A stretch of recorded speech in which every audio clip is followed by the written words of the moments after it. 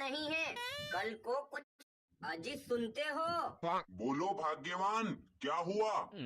अजी आपको पता है ना, हमारी बेटी जवान हो गई है और आप उसके लिए अच्छा घर वर ढूंढने की बजाय निडर होकर घूम रहे हो।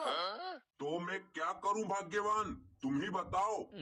देखो जी, जमाने का भरोसा नहीं है, कल को कुछ ऊंचा नीचा हो जाएगा तो हम समाज में सिर उठा के नहीं चल पाएंगे और किसी को मुंह दिखाने लायक नहीं रहेंगे। मुझे सब पता है भाग्यवान, पर मैंने कई लड़के देखे, लेकिन अपनी बिटिया के जैसा सुंदर, सुशील और गुणवान लड़का मुझे आज तक कहीं नहीं मिला।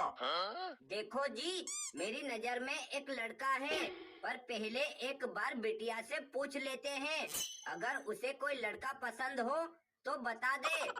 हाँ भाग्यवान, पर तुम ही पूछ लो, ऐसे मामलों में बिटिया मुझसे बहुत शर्माती है, इसलिए मुझे कुछ नहीं बताएगी।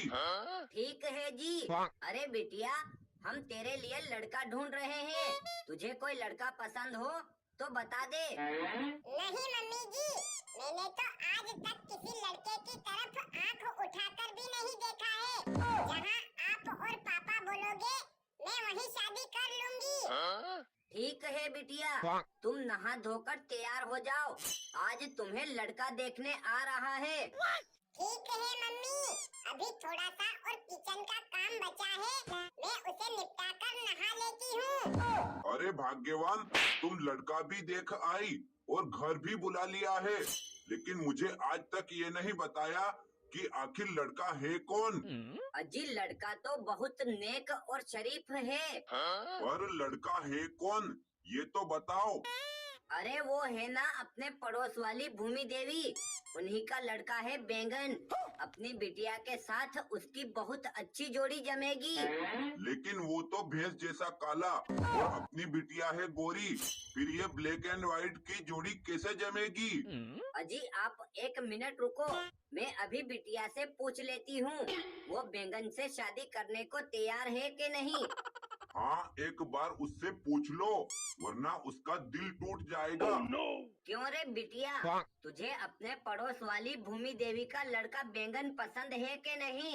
हम उसी के साथ तेरी शादी करवाने की सोच रहे हैं। मैं क्या बोलूं मम्मी, लेकिन आप ही बताओ, मैं इतनी गोरी और वो इतना काला, कर दिया ना आपने घोटाला। अरे बिटिया, अगर वो काला है तो क्या हुआ, सरकारी जॉब वाला है। तब तो ठीक है मम्मी, हाँ बोल दो। अरे अभी तुम अंदर जाओ, लड़का आ गया है, उसके लिए चाय नाश्ता बनाकर ले आओ। पाए लागू अंकल, पाए लागू आंटी जी। जीते रहो बेटा, यहाँ तक आने में कोई तकलीफ तो नहीं हुई? नहीं अंकल जी, रास्ते में गाड़ी पंचर हो गई थी। 2 किलोमीटर तक पैदल पैदल चला कर लाया हूँ। सिर का पसीना पैरों तक आ गया था। अरे बेटा, तुम खड़े क्यों हो, इधर कुर्सी पर बैठ जाओ। और तुम्हारे मम्मी पापा कैसे हैं? आंटी जी, मेरे मम्मी पापा दोनों बढ़िया हैं और उन्होंने आप दोनों को राम राम भेजा है। हम दोनों की तरफ से भी उनको राम राम। अरे आंटी जी, पिंकी कहीं दिखाई नहीं दे रही। वो कहीं घूमने गई है क्या? नहीं बेटा, वो तुम्हारे लिए अंदर किचन में चाय नाश्ता बना रही है। अरे आंटी जी, अगर आपकी इजाजत हो तो मैं 2 मिनट पिंकी से कुछ बात करना चाहता हूँ। ठीक है बेटा, चले जाओ अंदर किचन में और जो बात करनी हो कर लो, लेकिन ज्यादा देर तक मत रुकना, अभी तुम्हारी शादी नहीं हुई है। अरे पिंकी, ये बताओ तुम कहाँ तक पढ़ी लिखी हो और क्या क्या काम काज कर लेती हो? देखो कालू जी, मैं 12वीं तक पढ़ी लिखी हूँ और घर का सारा काम काज कर लेती हूँ। देखो पिंकी, मैंने भी ग्रेजुएशन किया है और मैं पटवारी की जॉब करता हूँ। तब तो मेरी तरफ से रिश्ता पक्का है, और अगर कभी मैं बीमार हो जाऊँ तो घर का सारा काम तुम्हें ही करना पड़ेगा। ठीक है, मेरी तरफ से भी रिश्ता पक्का है। तुम टेंशन मत लो। अगर कभी बीमार पड़ जाओगी तो मैं खाना बनाना, बर्तन मांजना, तुम्हें नहलाना, तुम्हारे कपड़े धोना, यहाँ तक कि तुम्हारी चोटी बांधना, मैं सब काम कर लूँगा। मम्मी, आज मुझे जल्दी मत उठाना। क्यों बेटे, तू 8 बजे तक सोया रहेगा तो मैं सोने दूंगी क्या? ऐसे तो तू आलसी बन जाएगा। अरे मम्मी, समझा करो ना, मैं कल रात दोस्त की शादी में गया था, इसलिए सारी रात सो नहीं पाया हूँ। तो मैंने थोड़ी बोला था कि तू पूरी रात शादी में मुजरा करना और फिर दिन भर सोते रहना। अच्छा ठीक है, अब सो जा। Good night. अरे मेरी माँ कितनी अच्छी है। गुड नाइट माँ। बेटा, ए बेटा, अगर सो रहा है तो उठ जा, मैं चाय बना रही हूँ। तो बनाओ ना, मैं कौन सा बर्तन में सोया हूँ जो दिक्कत दे रहा हूँ? इसने तो मेरी बेइज्जती कर दी। ये तो बताना पड़ेगा। ये लो, करमजली लाइट भी चली गई। अरे मम्मी, लाइट चली गई, मुझे कुछ दिखाई नहीं दे रहा है अंधेरे में, प्लीज कैंडल जला दो। लेकिन मुझे तो सब कुछ साफ साफ दिखाई दे रहा है। आपको क्या दिखाई दे रहा है माँ? अरे नालायक, मुझे तेरा डूबता हुआ फ्यूचर दिखाई दे रहा है। अच्छा ठीक है माँ, अब मेरे लिए नाश्ता लगा दो। अरे कमीने, तू बिस्तर से बाहर तो निकल, मैंने तेरे लिए नाश्ता तैयार करके रखा है। अरे मम्मी, आप मेरे लिए रोज नाश्ता में जलेबी और पोहा बनाती हो, लेकिन आज रसगुल्ला और गुलाब जामुन बनाया है, क्या बात है? अरे बेटा, ये मैंने नहीं बनाया है। अच्छा अच्छा, तो आपने अपने लाडले बेटे के लिए स्पेशल मंगवाया होगा होटल से। नहीं रे पगले, पड़ोसी के यहाँ बना था रसगुल्ला और गुलाब जामुन, लेकिन उसमें कुत्ते ने मुंह डाल दिया। तो वो फेंकने जा रही थी, तो मैंने उनको बोला, अरे बहन जी, आप इसे फेंकिए मत, मुझे दे दीजिए, मेरा बेटा खा लेगा। क्या मम्मी, आपको मुझे कुत्ते का झूठा खिलाते हुए शर्म नहीं आई? अरे कमीने, इसमें शर्म वाली कौन सी बात है?